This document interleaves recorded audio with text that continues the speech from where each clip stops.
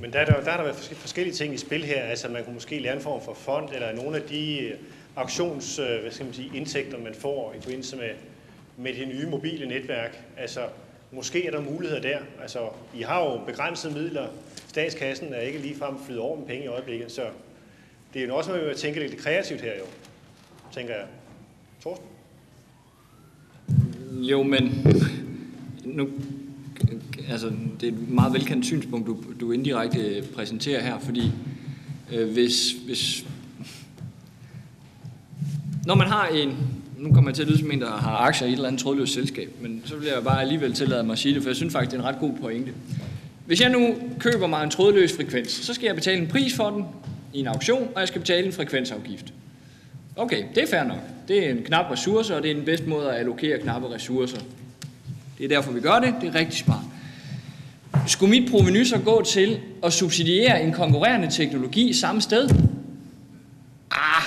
kan godt være, at jeg vil føle mig en lille smule bundefanget. Altså, at det, jeg betaler for at få lov til at bruge frekvenser, de går så til min konkurrent, der har valgt en alternativ måde at komme ud til de samme kunder på. Så kan man sige, hvis vi mener... Men hvis det skal mere vækst i samfundet... Jamen prøv nu at høre, hvis vi mener, at udgangspunktet er, at der skal være teknologineutralitet, så harmonerer det princip ikke særlig godt med det.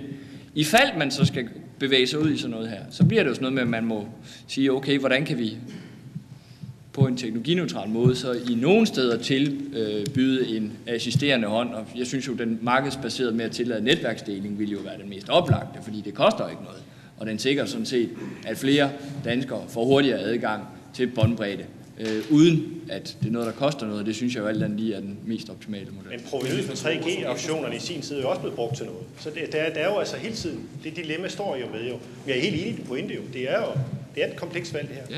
Claus? Jeg kan slet ikke se problemet, som Torsten siger her.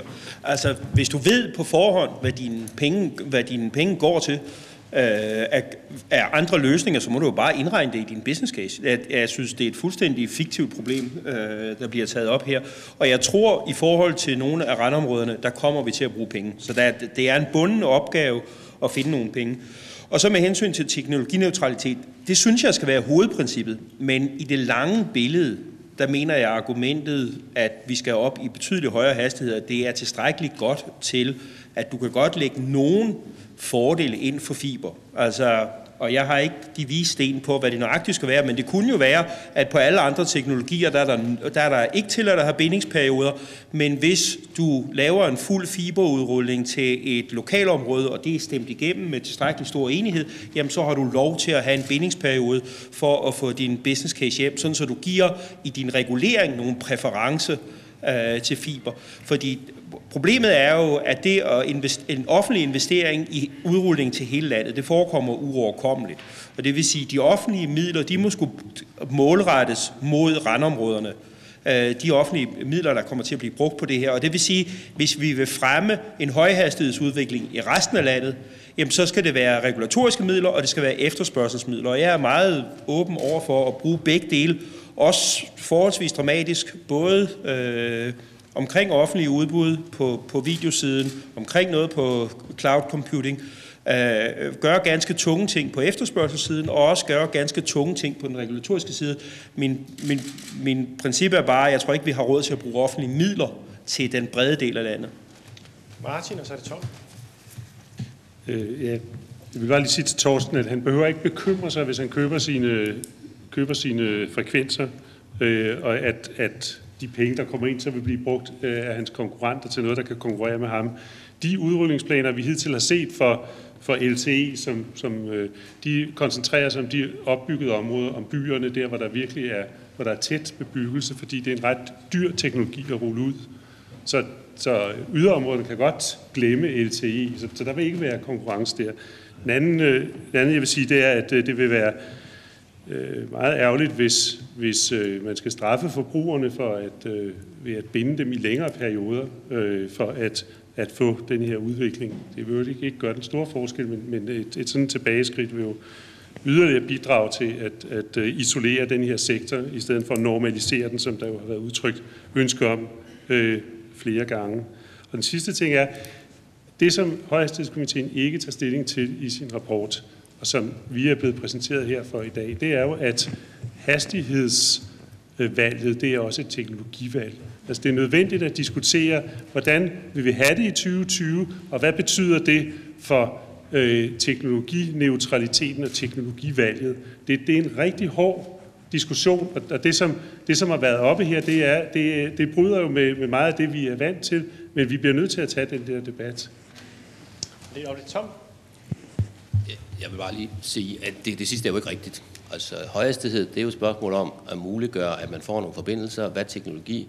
Der er masser af teknologier. Jeg har lige nævnt det med kabel TV, som giver 100 mega. Og jeg tror, de blev udbudt til det offentlige her sidst på året. Så altså, kom bare an. Der er masser af teknologimuligheder. Men jeg vil godt vende tilbage til det her problem med udkantsområderne, hvor man kan sige, at det kan være, at de måske får bredbånd en lille smule senere end andre, og det er jo ikke fordi, at udbyderne er onde, det er jo fordi, at det koster en lille smule mere i de områder. Og derfor så vil jeg sige, jamen det er jo også et spørgsmål om, hvilken prispolitik vil man tillade, fordi hvis man må have lov at tage en lidt højere pris, hvis man bor lidt længere fra landevejen, jamen så er der jo ikke noget problem, så kan man jo få det. Ligesom alle andre, der vil jeg da godt spørge, nu er der så mange elforsyningsfolk til stede, er det ikke rigtigt, at hvis man bor langt fra elforvej, så skal man altså betale lidt mere for at blive tilsluttet elnettet, end man skal betale, hvis man bor tæt på? Er der nogen, der kan svare på det? I må godt lige få lov til at svare, hvis der er nogen, der kan svare. Det er ikke korrekt. Ikke korrekt. Det vil sige, der er ens priser, uanset hvordan man bor? Okay, tak.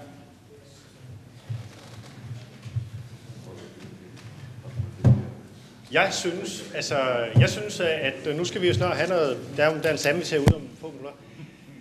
Men jeg synes, at det er tankevækkende, at sydkoreanerne, de banker derud af. 2013, der vil de have en 1000 megabit forbindelse der, ikke? Og her i Danmark sidder vi fedt, om vi nu kan få, nu ser det lidt brutalt, ikke? Altså 42, 50 eller måske 100, hvis vi er heldige, og der er en virksomhed, der kommer og hjælper os, ikke? Altså, jeg synes, vi er ekstremt forsigtige på det her område her, ikke? Jeg tænker i forhold til de beregninger, som også Svend har fremlagt, og den debat og den viden, vi har fra OECD, altså, jeg tænker, at vi er blevet ekstremt pragmatiske i forhold til det her. Altså, vi sidder og venter lidt på, at der sker noget. Og jeg tænker på de store investeringer, I har lagt ud, altså i veje og udbygning af motorveje, at I er så bange for fremtidens teknologi. Og jeg siger bare, at min egen søn sidder og uploader derhjemme sine fodboldkampe. Og det er sket. Det er ikke bare den der e-mail, der blev talt om før. Altså, og det sker på fuld drøn. Og hvis vi skal have et videndelssamfund og et netværkssamfund, jamen skal vi så ikke have det her på fuld drøn? Altså, og jeg ved godt, at TDC sidder omkring 65% af markedet. Så jeg ved ikke, monopoltilstanden er der næsten med forskellige selskaber. Og TDC gør en masse gode ting. Men jeg siger bare, i forhold til det perspektiv, der hedder vækst, økonomisk vækst og produktivitetsstigning i samfundet, der synes I er blevet nogle fedtspillere. Altså undskyld, jeg siger det. Jeg synes, I er nogle fedtspillere, og jeg synes, der mangler mod. Og det er ikke noget med, at man er til højre eller venstre ideologi, liberal, ikke liberal. Fordi det net skal jo selvfølgelig være, der skal have pligt til at man konkurrere på det net. På samme måde, som man kunne lære det på jernbanerne, man kunne også lave road pricing, og man kunne lære mange andre ting på mange andre infrastrukturområder. Man kan godt lære markeder på infrastruktur. Nå, det var bare lige et indspark i debatten. Jeg synes, der mangler lidt power.